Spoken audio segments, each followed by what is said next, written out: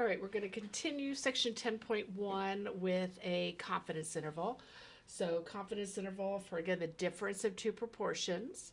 What are the conditions for calculating a two sample Z interval for P1? Again, you might want to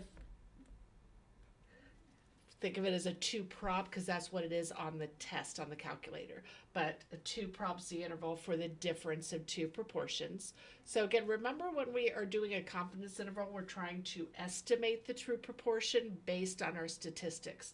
So in the hypothesis testing, we did the pooled p-hat, we did p-hat sub c for both of these.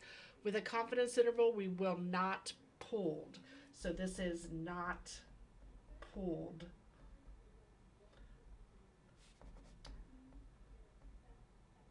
So we only do it for hypothesis tests.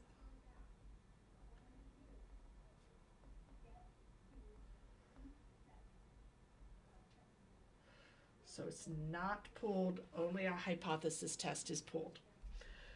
So we're going to have our two separate statistics here and our two different sample sizes. So again, our statistic is going to be the difference in the proportions, and then we're going to this is the standard deviation. Again, we need to find that critical Z value from our t-table.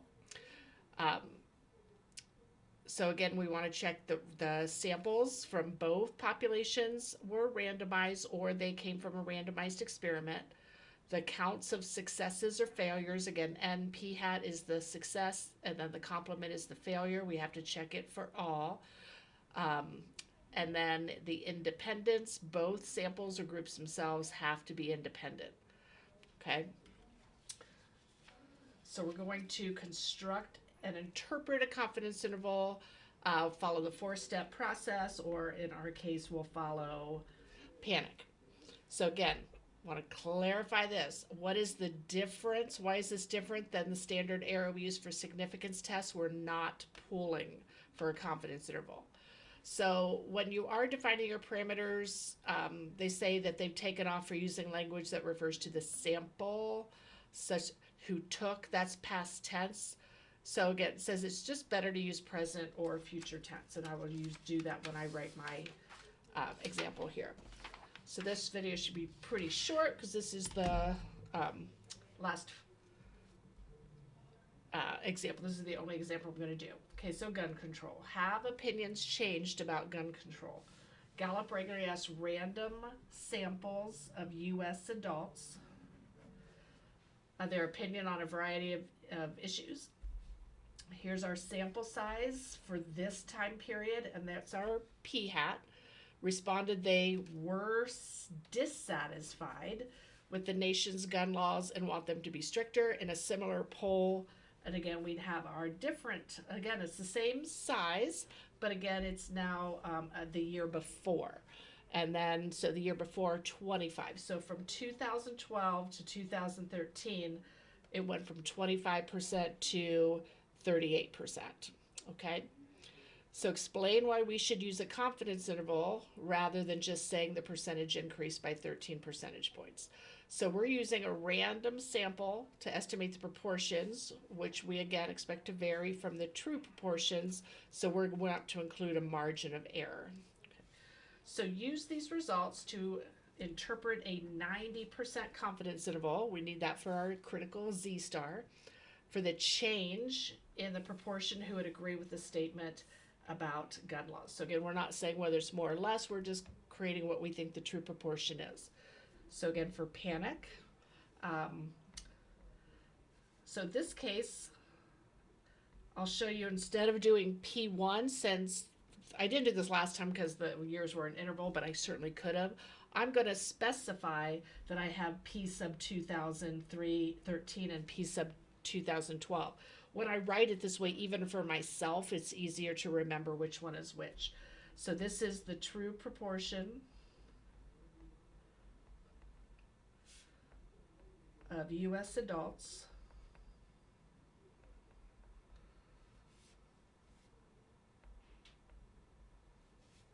who said they were dissatisfied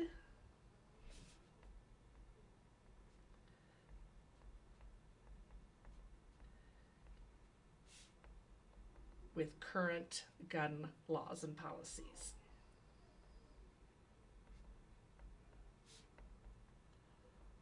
And want them to be stricter.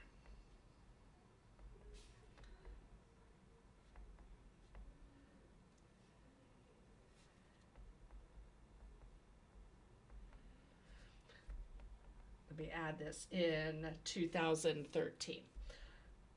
So the true proportion of U.S. adults in 2013 who said they were dissatisfied with the current gun laws and want them to be stricter. And then P sub 2012 is the true proportion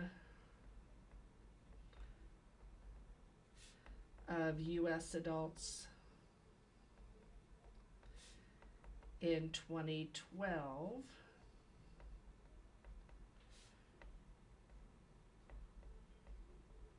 who said they were dissatisfied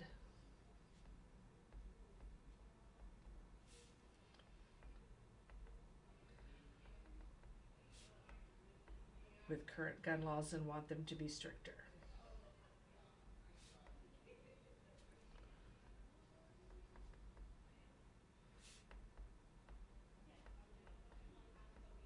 Okay, so there's our parameters. Now we're going to check our assumptions. The data came from 2, and I'm going to put independent random samples.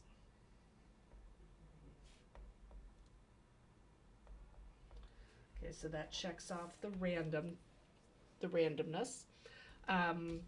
The 10% rule. So for independence, I'm checking that 1011 is less than 10% of all U.S. adults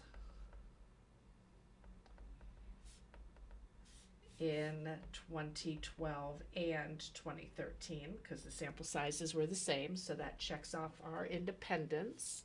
And then, is it normal or large counts?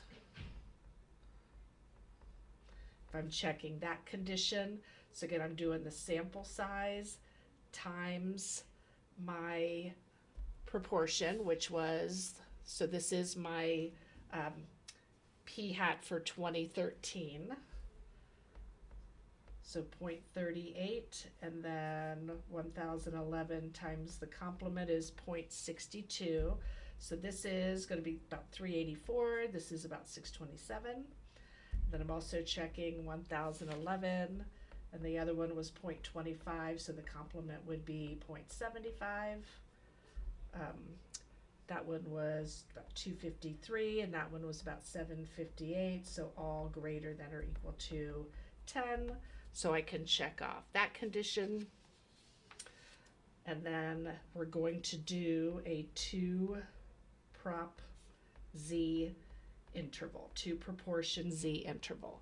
So if I show my work to create the interval, that would also be naming the test. So I am specifically going to do P sub 2013 minus P sub 2012. I could do it the other way, but I'm specifying which way I'm going to subtract. So I'm doing the 0.38 minus the 0.25, plus or minus. Now at 90%, our Z star is 1.645. Again, we get that from table T. So 1.645. And then I'm going to do my standard error, which is the 0.38 times the complement divided by the sample size plus the second proportion and its complement divided by its sample size. And I'm going to create my interval, which is 0.096 to 0.163. So there I created my interval, and now I'm going to write my conclusion. I am 90% confident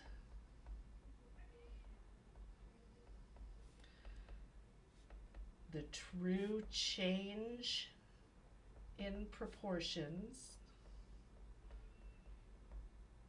of U.S. adults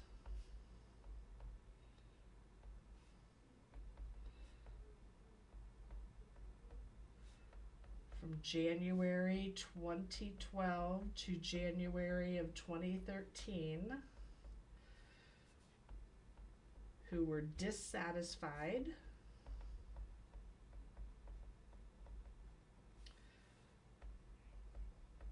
with the current gun laws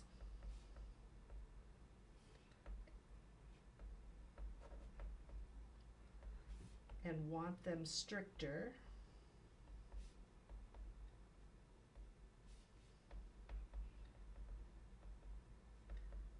is between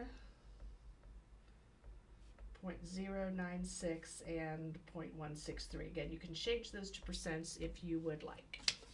And then I normally would, if they don't ask this, I normally would follow up with it anyway. So based on the interval, is there convincing evidence that opinions about gun intervals have changed?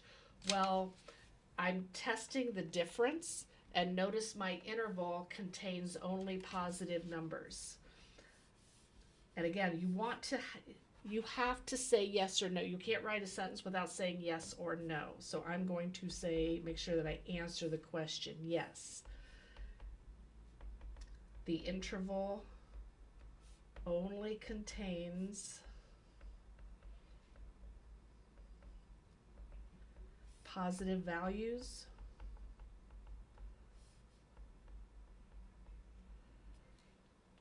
So that means that the difference between 1 year to the next, we expect there's no, if it contains 0, then I have evidence that there wasn't a change, but since this was all one-sided above 0, then we're saying that there was a difference. So we can show that so we do have evidence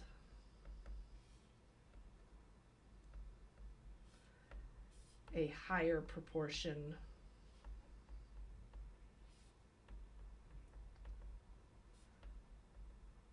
want stricter gun control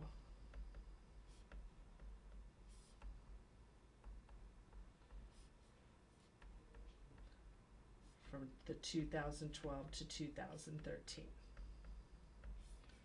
So yeah, we do have evidence because from 2000 it went up 13% and we found that 13%.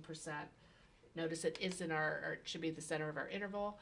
So we do have evidence for that. So that would be our confidence interval. And then the next section, 10.2, we will do the same things but with means.